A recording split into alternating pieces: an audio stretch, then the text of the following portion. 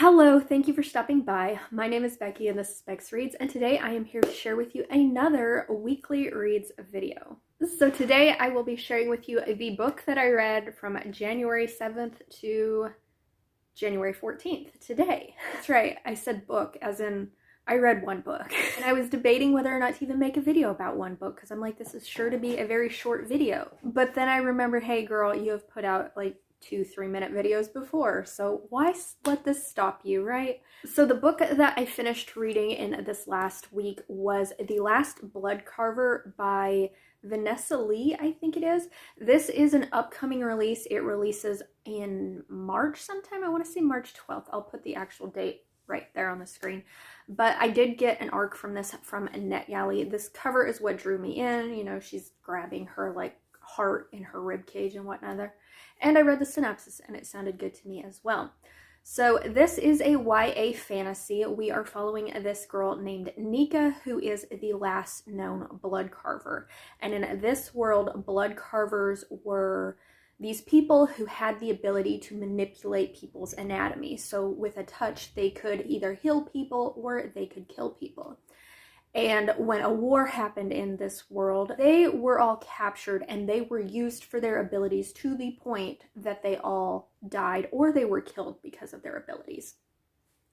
And Nika's family was one of the last surviving members of the blood carvers, who were actually known as Heartsus, but then people started calling them blood carvers. She is now living all alone in this world, and she's trying to do whatever she can to take care of herself and provide for herself. So she is like a freelance blood carver at this point. She will do whatever people pay her to do, whether that's killing people or really wealthy people. If somebody in their family is super sick, she will go and she will heal them. But it is very illegal for her to do this in this world, and so she's trying to get away with it until one day she is caught and she is sold on the black market to the highest bidder, who ends up being this young heiress named Mimi. And her father was the inventor of all these, what's that word? Automatrons? Her father was the inventor of all these like automatrons in this world, because it's very, I don't know what's the word, where it's like a story that you can clearly see it's set in the past, but it has futuristic elements. Is it called Gaslamp? I don't know. Anyway, in this world, her father was the inventor of all these automatrons. Jesus, Becky, say the word.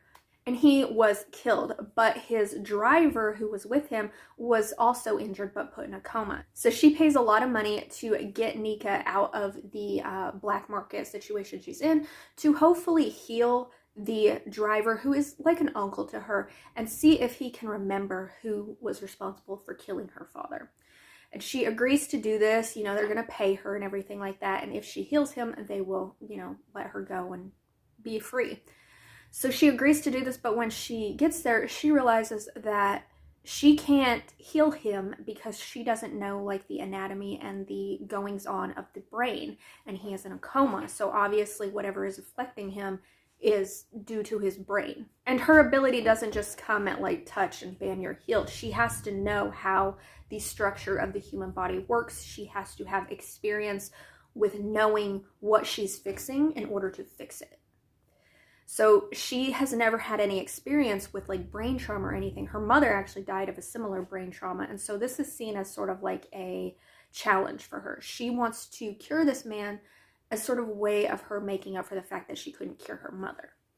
But in order to do this, she has to learn about the structures of the brain and how it works, and the chemistries and the neurons and the nerves and all that.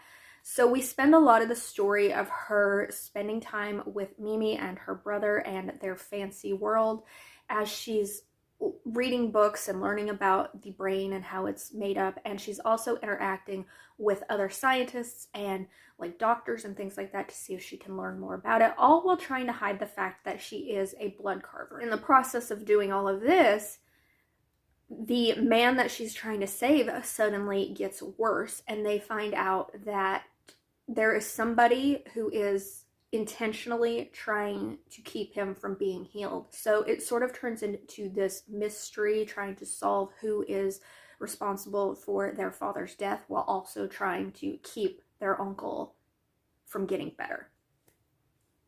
And then there's also like a romance element in there of Nika finding love with somebody, and the story progresses from there. I thought this was a really unique YA fantasy. I really liked the anatomy and how she goes about soothing people, and I liked learning about like the brain chemistry, and when she goes in to soothe people, it tells like what she's seeing in the veins and things like that. So I thought that was really interesting. I think this book does a really good job of talking about themes of like colonization, genocide, trafficking, racism, all while keeping it contained to this fantasy world. It didn't feel like the author was taking like reality, modern day social politics and viewpoints and being like, this is why this is bad and this is why you should think that way.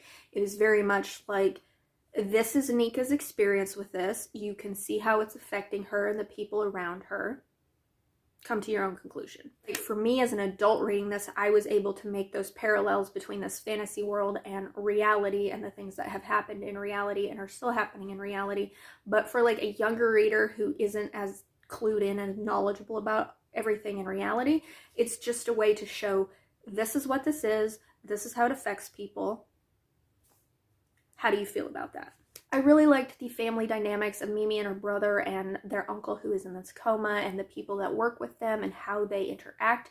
Because they are a wealthier family, you would expect them to be very snobby and very uppity toward the people around them, but they're really not. They're pretty down-to-earth people, which makes them likable in this story. I liked Nika's character. She was very resilient. She did what she had to do in order to survive, and she was willing to learn new things and figure out how to better herself in certain situations. I did feel like the plot started to drag a little bit between like the 50 and 80% mark.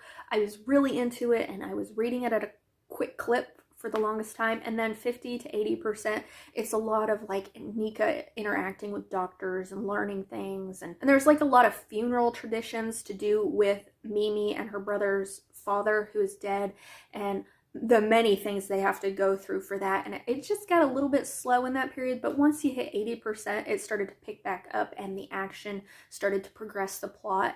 The ending was really good. I really liked the way this book ended. However, I feel like this is going to be the first book in either a duology or a series, and I think it would make a bigger impact if it just stood as a standalone, because the way this book ended, I enjoyed it. It left an impact on me. I will probably remember it for that ending, but if there's a sequel and the story ends up undoing everything that happened at the end of this book, it would be just like, what's the point? And for that reason, if there were a sequel or a series, I don't think I would continue reading it because I liked how this book ended. And there is a romance in this story. However, I did not like the romance in this story. I felt like the only reason Nika gravitated toward this young man who is half Bloodcarver is because he had something in common with her, and he was the first person she met who ever had anything in common with her. And so I really didn't feel like that was enough of a reason for her to fall in love with him. I understood why it needed to happen, but it just didn't feel very reasonable, natural.